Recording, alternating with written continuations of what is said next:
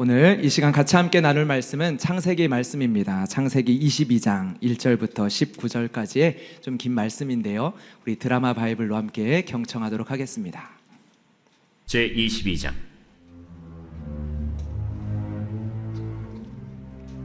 그 일 후에 하나님이 아브라함을 시험하시려고 그를 부르시되, 아브라함아, 내가 여기 있나이다. 내 아들 내 사랑하는 독자 이삭을 데리고 모리아 땅으로 가서 내가 네게 일러준 한 산 거기서 그를 번제로 드리라. 아브라함이 아침에 일찍이 일어나 나귀의 안장을 지우고 두 종과 그의 아들 이삭을 데리고 번제에 쓸 나무를 쪼개어 가지고 떠나 하나님이 자기에게 일러주신 곳으로 가더니 제3일에 아브라함이 눈을 들어 그곳을 멀리 바라본지라. 이에 아브라함이 종들에게 이르되, 너희는 나귀와 함께 여기서 기다리라.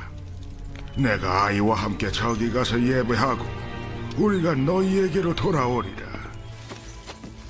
아브라함이 이에 번제나무를 가져다가 그의 아들 이삭에게 지우고 자기는 불과 칼을 손에 들고 두 사람이 동행하더니 이삭이 그 아버지 아브라함에게 말하여 이르되, 내 아버지여, 내 아들아, 내가 여기 있노라. 불과 나무는 있거니와 번제할 어린 양은 어디 있나이까?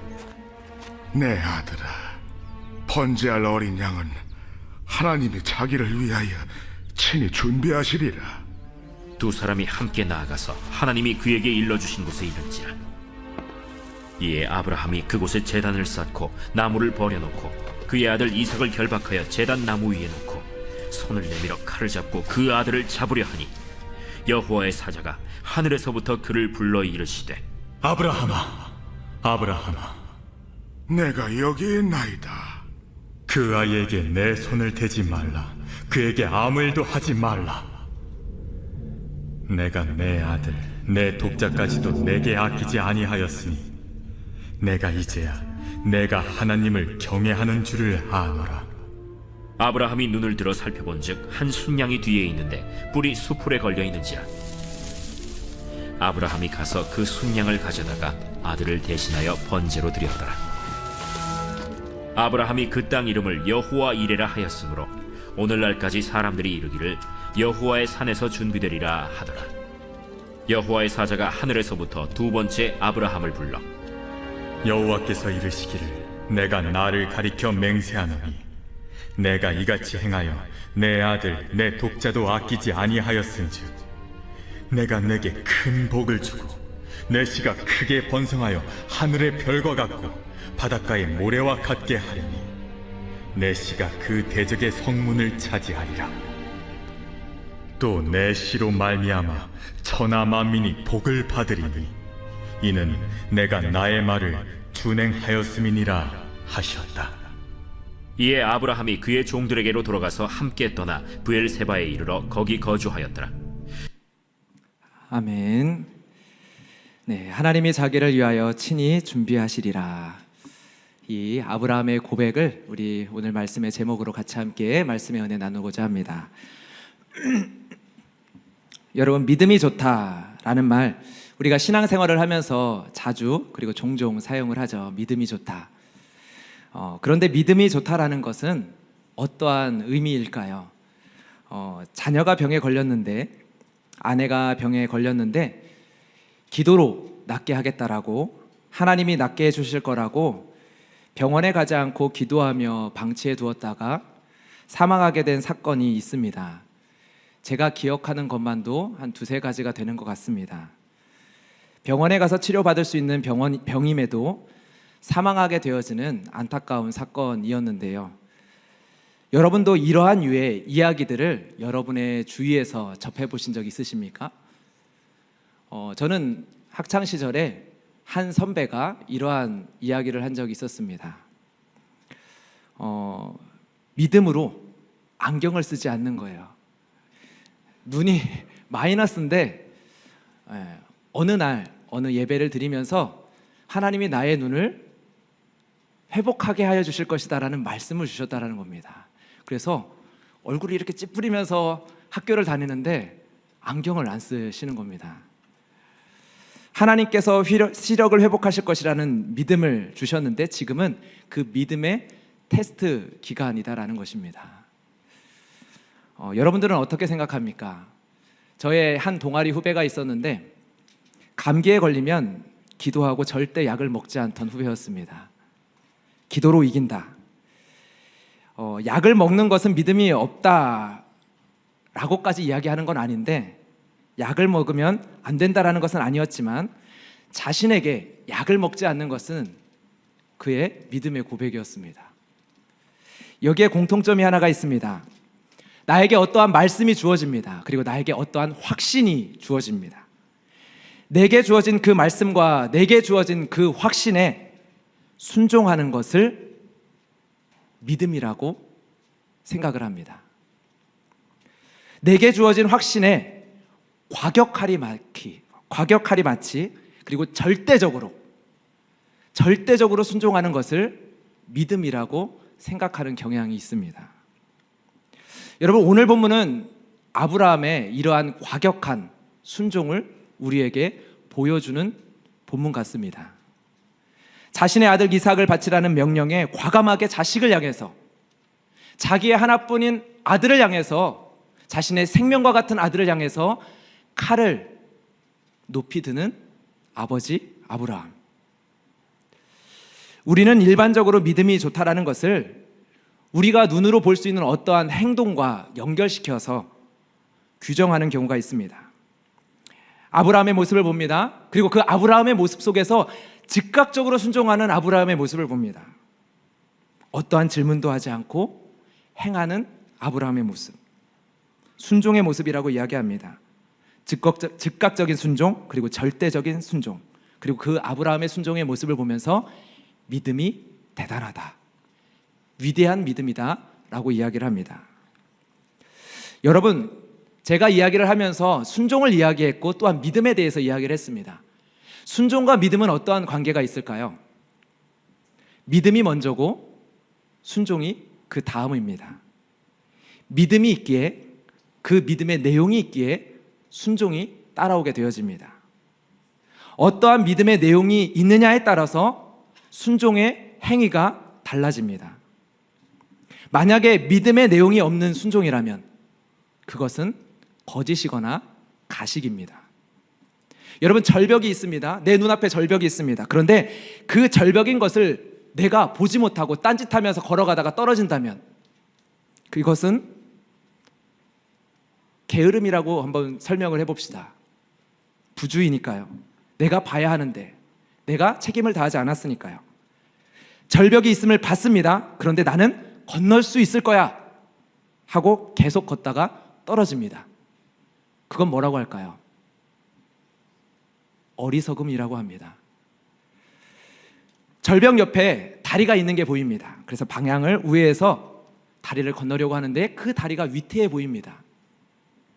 가슴 졸이며 난간을 붙잡고 한 발 한 발 내딛습니다. 그리고 겨우 그 다리를 건너서 안도의 한숨을 쉽니다.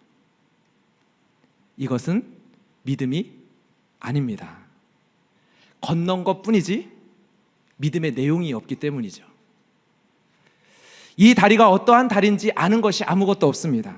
그냥 모험을 했을 뿐입니다.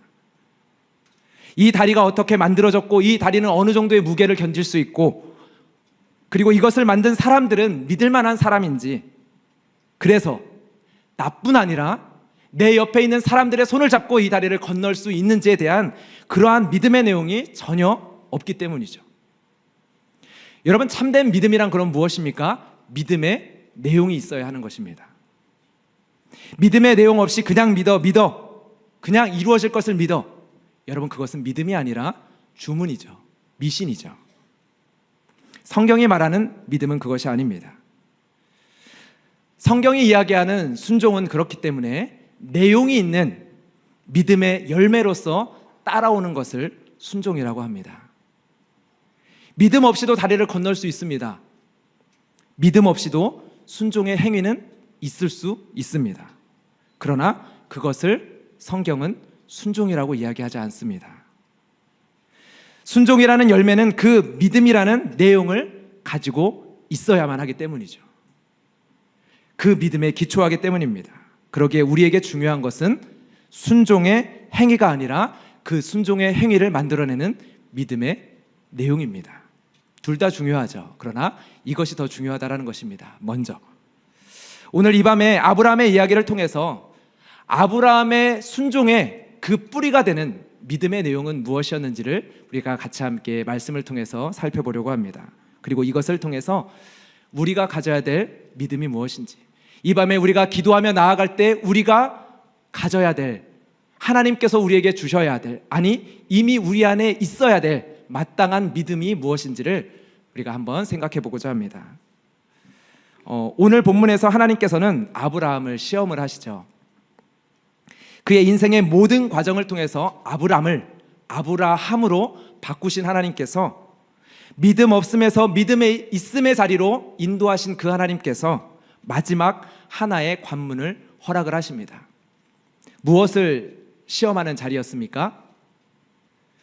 아브라함이 이 시험을 통과했을 때 얻은 평가가 있습니다.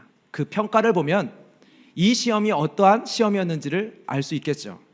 하나님의 사자로부터 이러한 평가를 얻습니다. 내가 이제 내가 여호와 하나님을 경외하는 줄을 아노라.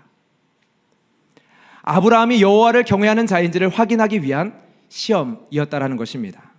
그 말은 무엇입니까? 이 시험의 과정 가운데 아브라함이 여호와를 경외하는 것이 무엇인지, 여호와를 경외한다라는 것은 어떻게 나타나는 것인지를 보여주었다라는 것이죠. 그렇다면 이 과정 속에서 어떠한 것이 하나님 보시기에 여호와를 경외하는 것이었을까요? 우리는 바로 이렇게 생각합니다. 순종이요. 어떤 순종?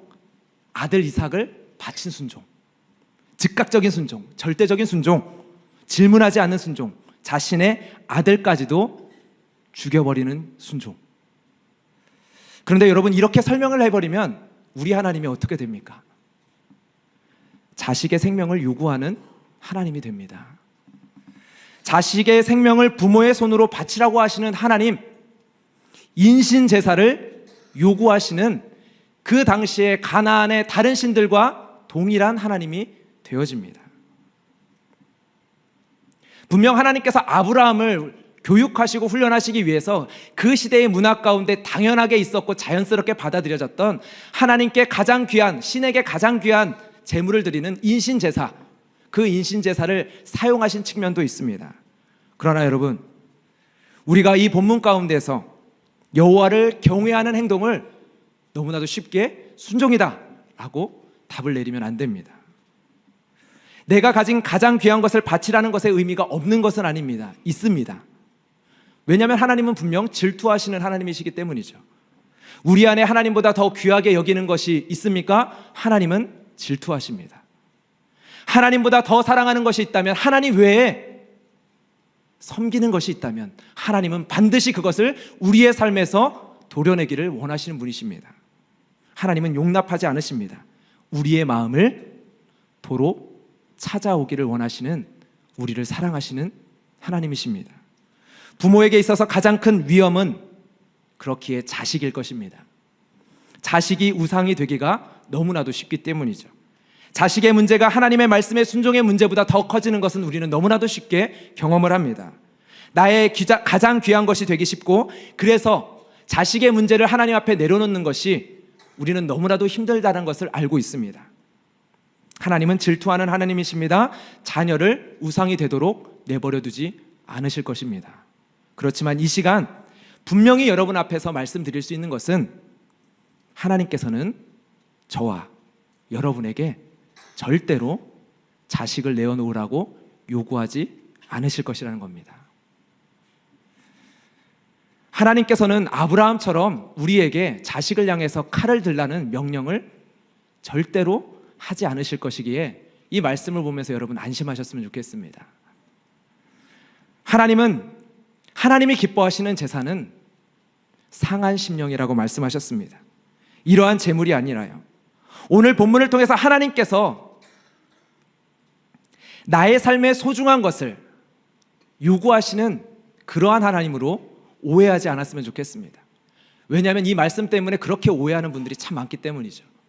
하나님을 섬기면, 하나님께 은혜 받으면 하나님께서 말도 안 되는 요구를 하실까 봐 두려워서 은혜의 문으로 한 발자국을 내딛는 것을 주저하는 사람들을 참 많이 봤습니다. 여러분들은 그러지 않으시죠? 은혜를 사모하여 하나님께서 어떠한 은혜를 주시든지 우리의 마음의 문을 활짝 열고 하나님 앞에 나온 성도인 줄 믿습니다. 여러분, 오늘 이 말씀은 아브라함이 그리고 아브라함의 믿음의 후손들이 어떠한 믿음의 내용의 뿌리를 내려야 하는지를 보여주는 말씀입니다. 순종 이전에요. 오늘 본문 속에서 말씀을 이해하기 위한 가장 중요한 접근 방법은 아브라함에게 하나님이 요구하신 이삭이 무엇이냐를 질문하는 것입니다. 여러분, 하나님께서 아브라함에게 요구하신 것 무엇입니까? 이삭입니다. 그 이삭은 무엇입니까? 아브라함의 아들이죠. 그런데 여러분, 우리가 빼먹지 않아야 될 질문이 있습니다. 성경 속에서 이 아들 이삭은 무엇이냐라는 것입니다. 왜요? 성경 속 아브라함의 이야기에서 이삭이 가지는 의미가 질문되지 않으면 하나님은 그냥 자식을 요구한 하나님처럼 보여지기 때문이죠. 여러분, 이삭은 무엇입니까? 하나님께서 아브라함에게 약속하신 언약의 자손입니다.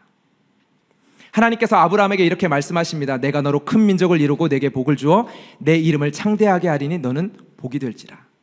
이 큰 민족을 이루게 되는 출발점이 아브라함에게 있어서 누구입니까? 이삭이죠. 하나님은 말씀하십니다. 그를 이끌고 밖으로 나가 이르시되 하늘을 우러러 무뼈를 셀 수 있나 보라. 또 그에게 이르시되 내 자손이 이와 같으리니. 그 자손의 무별보다 많을 그 자손의 출발점이 누구입니까? 이삭입니다. 하나님께서는 사라에게 아들을 주십니다. 그리고 이삭을 주십니다. 그리고 말씀하십니다. 이삭에게서 나는 자라야 내 씨라 부를 것임이라. 그렇습니다. 성경 본문 속에서 이삭은, 이 성경의 문맥 속에서 이삭은 아브라함에게 주신 복, 아브라함에게 주신 언약의 성취, 아브라함과 맺으신 언약의 열매였습니다. 그렇다면 하나님께서 아브라함에게 요구하신 이삭, 그것은 무엇을 요구한 것일까요? 단순히 아들을 요구한 것이 아니라 아브라함이 받은 그 언약의 성취를, 언약의 증거를 요구한 것입니다. 그리고 두 번째로 이해할 부분이 있습니다. 아브라함이 받은 언약의 주체입니다. 오늘 본문 속에서 아브라함 안에 있는 하나의 믿음의 내용을 보여주는 장면이 있는데 5절입니다. 내가 아이와 함께 저기 가서 예배하고 우리가 너희에게로 돌아오리라. 여러분, 아브라함은 지금 어떠한 일이 벌어질지 모르는 채 가고 있습니다. 아브라함에게는 이삭을 번제로 바치라는 실제적인 명령이 있고 그것을 순종하고자 지금 가고 있습니다.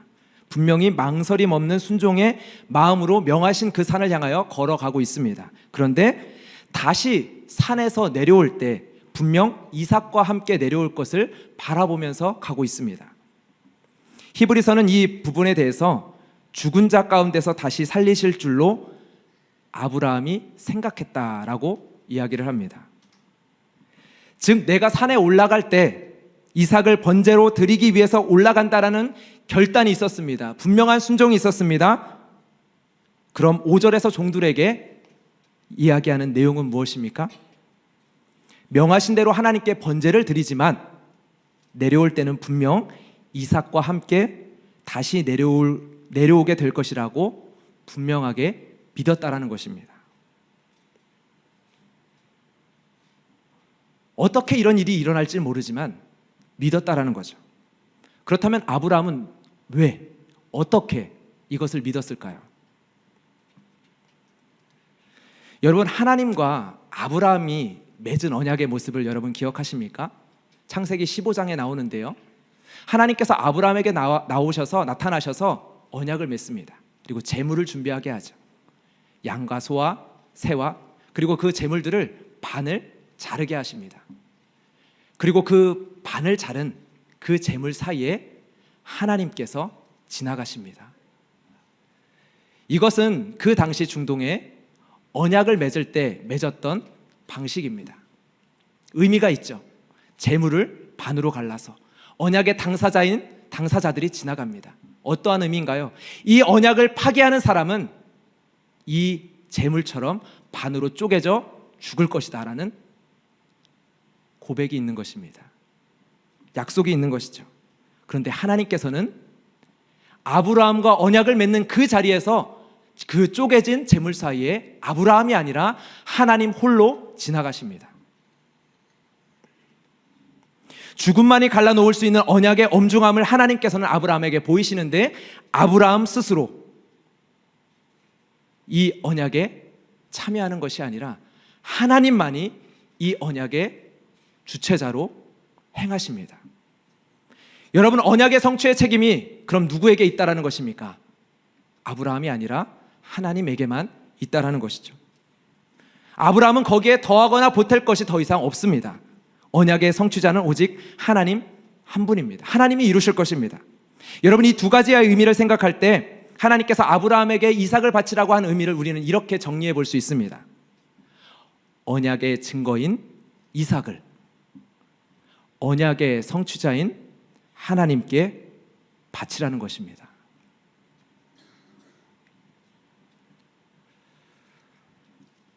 아브라함에게 주신 언약의 성취, 여러분, 이삭입니다.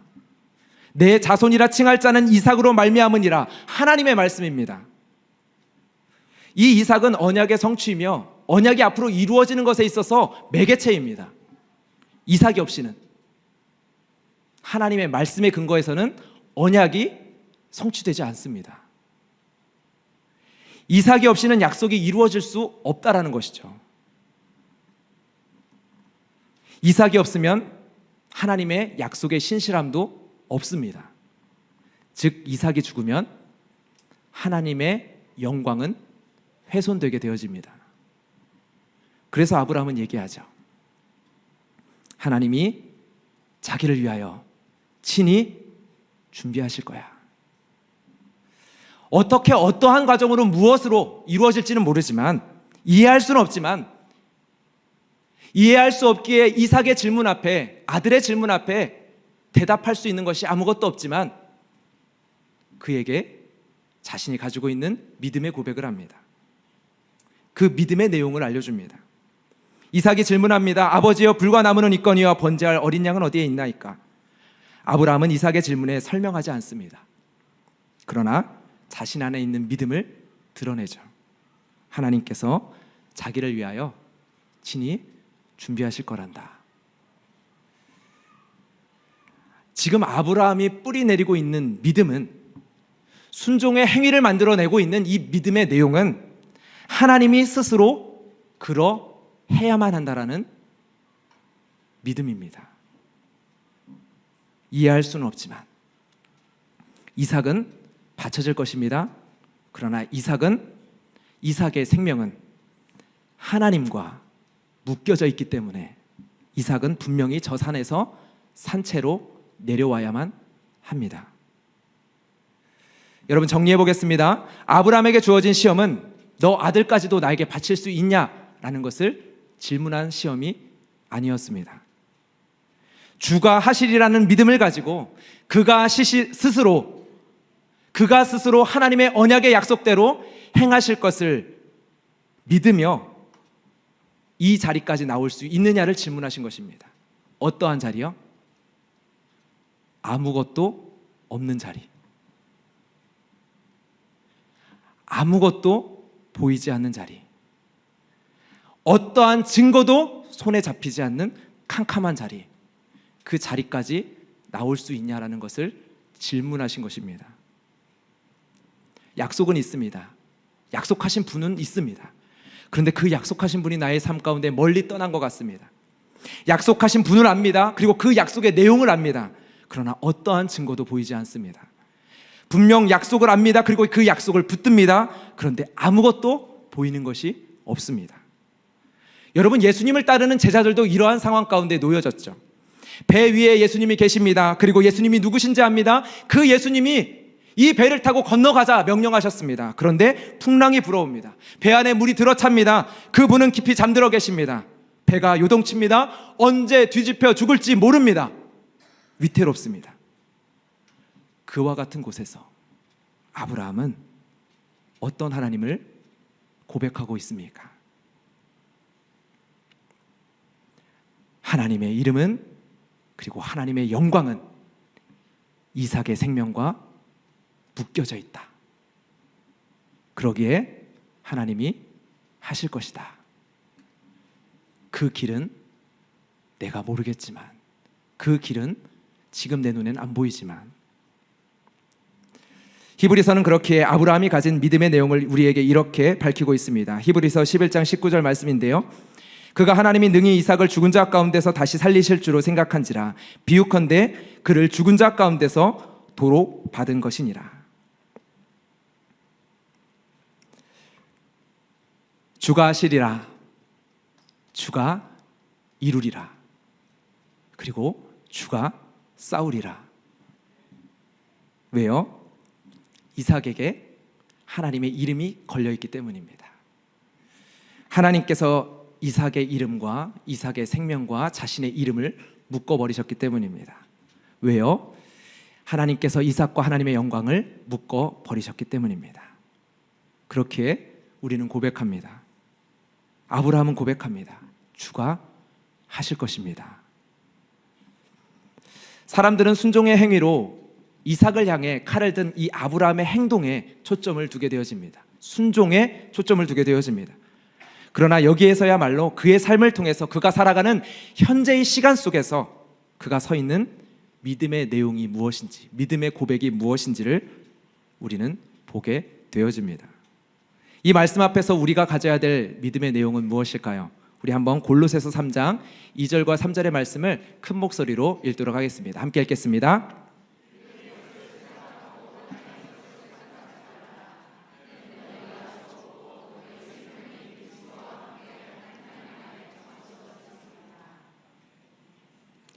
여기에서의 너희에게 여러분들의 이름이 새겨져 있는 것이 여러분 보이십니까?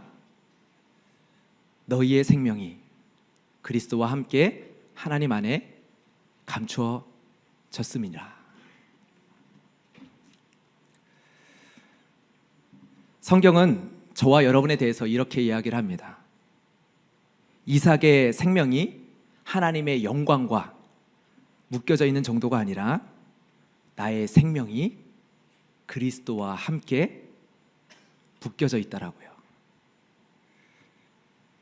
그리고 하나님 안에 감추어져 있다라고요. 이게 복음을, 예수 그리스도를 믿는 저와 여러분의 존재라고 이야기를 합니다. 이것이 우리의 성도의 믿음의 내용이라고 이야기를 합니다. 예수님께서 친히 어린 양이 되셔서 저와 여러분을 당신과 묶으셔서 우리를 예수 그리스도 안에서 언약의 백성, 하나님의 백성이 되게 하셨습니다. 그리고 우리는 하나님의 백성으로서 그 모리아 산을 주님과 함께 내려왔습니다. 그렇게 우리는 오늘도 주가 하시리라, 주가 이루리라, 주가 싸우리라 고백하며 찬양하며 나아갈 수 있습니다. 하나님의 영광과 나의 생명이 묶여져 있기 때문에, 나의 생명과 하나님의 영광이 묶여져 있기 때문에. 여러분, 이해 안 되는 일을 여러분의 삶 가운데 만나신 적이 있습니까? 지금 그러하신 분이 계십니까? 여러분은 그때 어떠하십니까? 이해할 수 없는 상황 앞에서 그래, 하나님이 그래도 선하신 분이시니까 선하게 인도하시겠지, 믿음의 고백을 하십니까?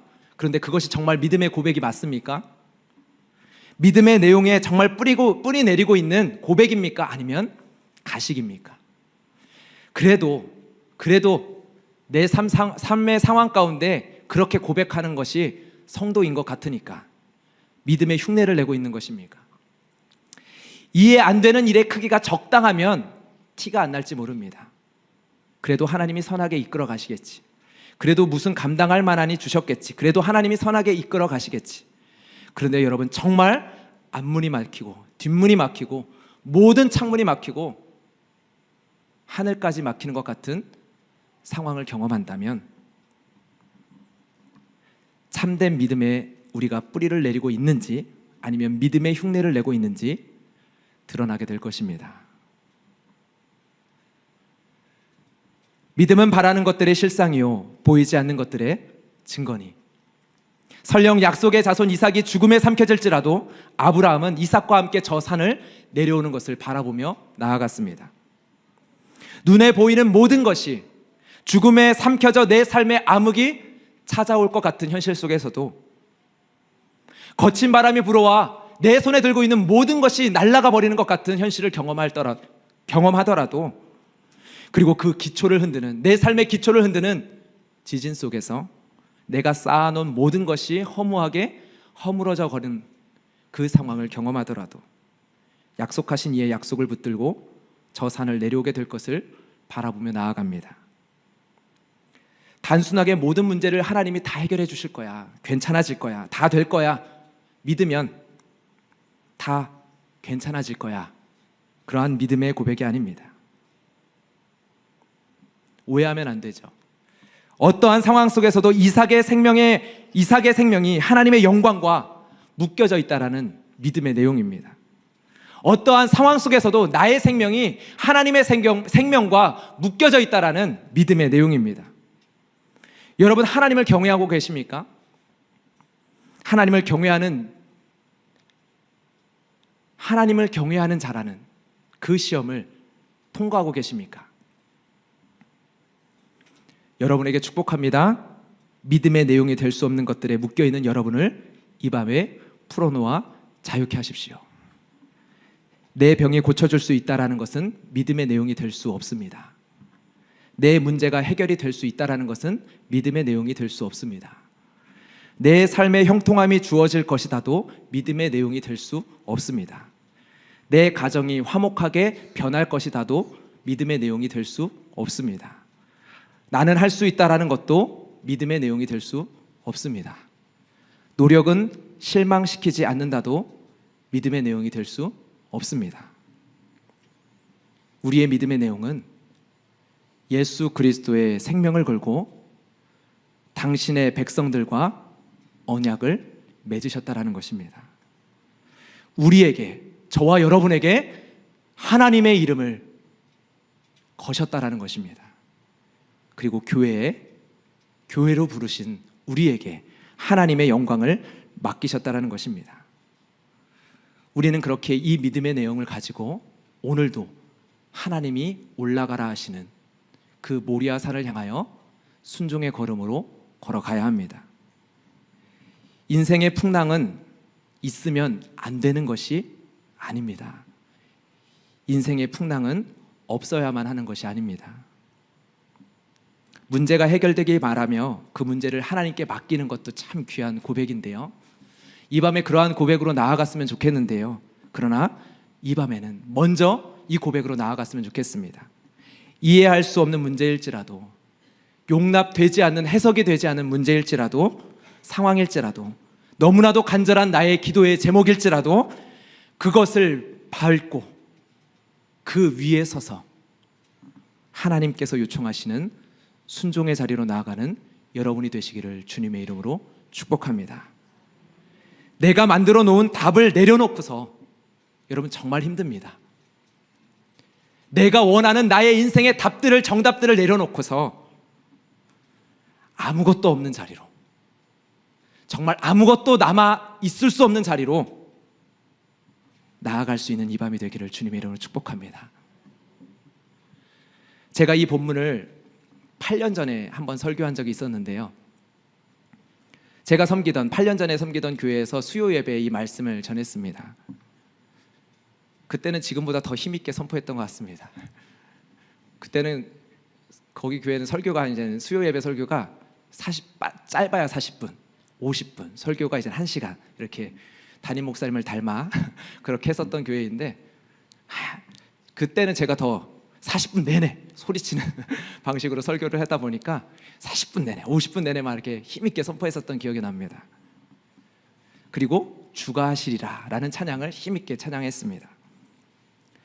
수요 예배를 마치고 성도들과 인사를 나누고 이렇게 마무리를 하고 있는데, 한 청년이 이제 구석에서 이렇게 쭈그리고 앉아 있었습니다. 이제 한창 은혜를 받고 신앙에 열심을 내고 있었던 청년입니다. 그런데 그날은 웬일인지 이렇게 어두운 표정으로 쭈그리고 앉아 있는데, 차마 인사는 못하고 다른 성도님들과 인사하다가 이제는 그 청년은 아버지 부모님과 함께 이제 돌아갔습니다. 그렇게 하루의 사역이 잘 마치고 목요일이 되었습니다. 목요일 아침에 충격적인 소식을 듣게 되었습니다. 이 시간에 자세한 내용을 나눌 수는 없지만 그 한 청년과 관련된 사건이 교회로 전달이 되어졌습니다. 그 지역을 떠들썩해 할 정도의 충격적인 사건이 그 새벽에 벌어졌습니다. 온 교회가 정말 흑암으로 덮여지는 것 같은 느낌을 경험했습니다. 모든 것이 멈춰버린 것 같은, 모든 사역자들이 멈춰버린 것 같은 그렇게 오전의 시간을 보냈습니다. 아무것도 하지 못하고 아무것도 할 수 없고 오후가 되었습니다. 힘겹게 담임 목사님이 그러함에도 우리가 어떠해야 되는지 카톡에 짧은 글을 올리면서 침묵합니다. 온 교회가, 온 성도들이 침묵합니다. 혼자 있는 사무실에서 오후에 기타를 치면서 바로 어제 그 청년과 함께 예배했었던 그 자리에서 힘있게 찬양했던 주가 하시리라는 찬양을 부르기 시작했습니다. 이미 벌어진 일 앞에서 더 이상 하나님께서 무엇을 할 수 있겠습니까? 이 상황을 하나님이 막으셨으면 모를까? 더 이상 조금도 돌이킬 수 없는 상황 앞에서 주가 하시리라라는 미래적인 고백이 무슨 의미가 있을까라는 마음으로 찬양했습니다. 그냥 아무것도 할 수 없기에 찬양을 시작을 했습니다. 말도 안 된다라는 생각으로, 그리고 그 청년과 그 전날 예배했고 설교를 담당했었던 사람으로서 무거운 책임을 느끼면서 그때 선포했던 말씀을 생각하며 찬양했습니다. 근데 말씀을 생각할수록 무기력함이 밀려옵니다. 네, 찬양하고 찬양했습니다. 주가 하시리라, 주가 하시리라. 1시간이 넘도록 찬양을 했던 것 같습니다. 그리고 어느 순간부터 하염없이 눈물이 흘러내렸습니다. 이 상황 앞에서도 하나님께 이 고백을 올려도 맞는 것일까? 주가 하시리라? 말이 되나? 그 질문 앞에서 악에 바치듯이 정말 소리치듯이 찬양했습니다. 그리고 그것이 부르짖음으로 바뀌었습니다. 그리고 그 외침이 하나님을 향한 고백으로 바뀌었습니다. 그리고 찬양이 되어졌습니다. 저는 8년이 지났지만 그 상황 속에서 하나님께서 어떠한 일을 이루셨는지 모릅니다. 주님께서 무엇을 이루셨는지 모릅니다. 그런데 이 시간 말씀을 전하며 여러분에게 묻고자 합니다. 여러분이 원하는 답, 모든 것 다 내려놓고 아무것도 없는 그 자리로, 여러분의 원함을 모두 내려놓고 아무것도 없는 그 자리로 여러분 나아가실 수 있겠습니까? 그리고 그 자리에서 이 고백을 올려드릴 수 있겠습니까? 이 밤에 하나님께서 여러분에게 요청하시는 여호와를 경외하는 자라는 그 자리로 여러분 나아가실 수 있겠습니까? 하나님의 놀라운 응답을 경험한 자리에서 감사의 예배를 드리는 것도 참 귀하지만, 너무 귀하지만, 그러나 이 밤에는 먼저 내 인생에 하나님이 요청하시는 모리아 산 위에 올라가 예배의 제단을 쌓기를 바랍니다. 그래서 시간 속에서 경험하는 인생의 풍랑 위에서 하나님을 예배하며 나아갔으면 좋겠습니다. 인생의 문제가 해결되거나 해석되어서가 아니라 해석되지 않은 그 인생의 상황 위에서 우리 이 시간 하나님께 정말 하나님이 받기를 원하시는 예배를 드리며 나아갔으면 좋겠습니다.